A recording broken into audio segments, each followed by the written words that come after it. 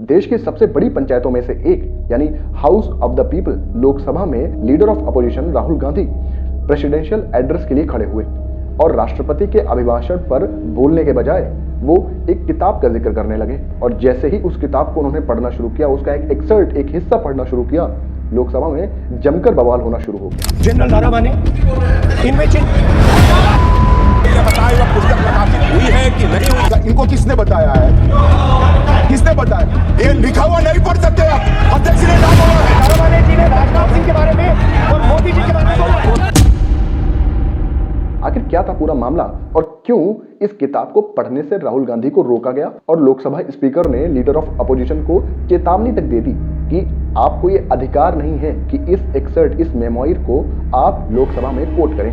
ये पूरी कहानी शुरू हुई है किताब द 4 स्टार्स ऑफ डेस्टिनी, जिसे लिखा है former Indian army chief general M Naravane ने। फिलहाल ये किताब कैबिनेट कमेटी ऑफ सिक्योरिटी उसमें अटकी हुई है, इसको भी रिलीज नहीं किया गया है, परमिशन नहीं दी गई है कि पब्लिश की जा सके। और इसी का सहारा लेते हुए रूल नंबर 349 और 353 ये कहता है कि किसी भी चीज को लोकसभा में कोट नहीं किया जा सकता अगर वो ऑफिशियली पब्लिश न हो और वो पब्लिक डोमेन में न हो। विषय पर व्यवस्था दे दी है कि कोई भी पुस्तक, कोई भी अखबार और स्पेशली ये तब और प्रोहिबिट किया जाता है जब वो आर्मी की साख या फिर देश के नेशनल इंटरेस्ट से जुड़ा हुआ मुद्दा हो। दरअसल ये पूरी कहानी 4 स्टार्स ऑफ डेस्टिनी जो पर्टिकुलर पर्सपेक्टिव की बात करती है, जो पर्सपेक्टिव और पूरी घटना उस रात घटी थी जो गलवान वैली क्लैश के नाम से जाना था।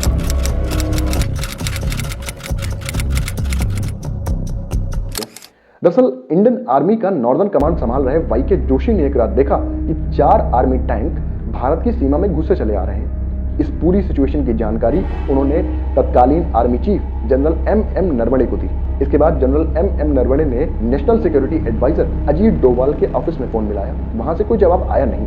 इसके बाद उन्होंने अगला फोन मिनिस्ट्री ऑफ डिफेंस में लगाया, वहां से जवाब मिला कि हम आपको पीएमओ से पूछकर बताते हैं। इसके बाद डिफेंस मिनिस्टर राजनाथ सिंह ने कहा कि प्राइम मिनिस्टर ऑफिस से फरमान आया है कि आप जो उचित लगे वो कार्रवाई करें। यानी अब पूरी की पूरी जिम्मेदारी army chief general M Naravane के ऊपर छोड़ दी गई थी। इसके बाद आर्मी चीफ अपने ऑफिस में पहुंचते हैं, वहां पर वो भारत पाकिस्तान और भारत चाइना से जितने लगने वाले सीमावर्ती क्षेत्र हैं उनको देखने लग जाते हैं और वो सोचते हैं कि आज एक मिसकैलकुलेशन बहुत बड़ा ब्लंडर साबित होती है और वही आगे चल करके गलवान वैली क्लैश में बदलता है जहां पर भारत के कई जवान शहीद होते हैं। तो प्रश्न इस बात का उठता है कि जब गलवान वैली क्लैश के विषय में सारी जानकारी ऑलरेडी पब्लिक डोमेन में है तो लीडर ऑफ अपोजिशन को लोकसभा में इसको कहने से रोका क्यों गया? दरअसल इस किताब में बताया गया है कि कैसे पॉलिटिकल लीडरशिप ने डिसीजंस को देर में लिया, इसकी वजह से लगातार डिले होती जा रही थी और चाइनीज आर्मी या चाइना के वो 4 टैंक्स और आर्टिलरी भारत की सीमा के अंदर आती जा रही थी। गैप इतना कम हो चुका था कि अब चाइना की आर्मी भारत की पोस्ट से बस थोड़ी ही दूर बची थी, लगभग 500-600 मीटर बची थी। और यही वो कहानी है जो पॉलिटिकल लीडरशिप की उस इनकॉम्पिटेंस को दिखाती है जो जनरल एम नरवणे ने अपनी किताब में दिखाया है। दरअसल ये पूरा मामला कुछ है ही नहीं, बिना बात का इशू बनाया गया। जनरल एम नरवणे ने जो भी जानकारी दी है वो उस समय ग्राउंड रियलिटीज को चैलेंज करती थी। लेकिन ये बात थोड़ी सी अजीब लगी जब डिफेंस मिनिस्टर राजनाथ सिंह जी ने कहा, यदि तथ्य सही होते तो निश्चित रूप से वह प्रकाशित होती और यदि किसी प्रकाशन पर यदि रोक लगा दी, ऐसा लगता था कि यदि एक रोक गलत लगाई गई है तो मिस्टर नरवणे कोर्ट का भी कोर्ट से भी आदेश प्राप्त कर सकते थे, क्यों नहीं कोर्ट से आदेश प्राप्त किया?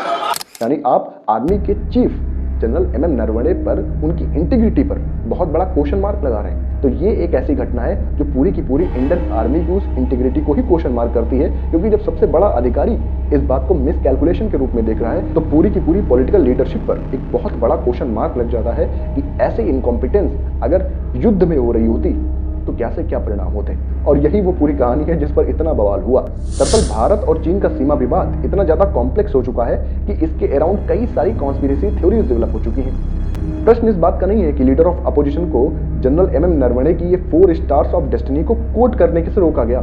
प्रश्न इस बात का है कि भारत के बॉर्डर्स वाकई सुरक्षित हैं, क्योंकि अगर आज मिसकैलकुलेशन हुई तो इसी मिसकैलकुलेशन का परिणाम था कि 1962 में हमें अक्साई चीन गंवाना पड़ा।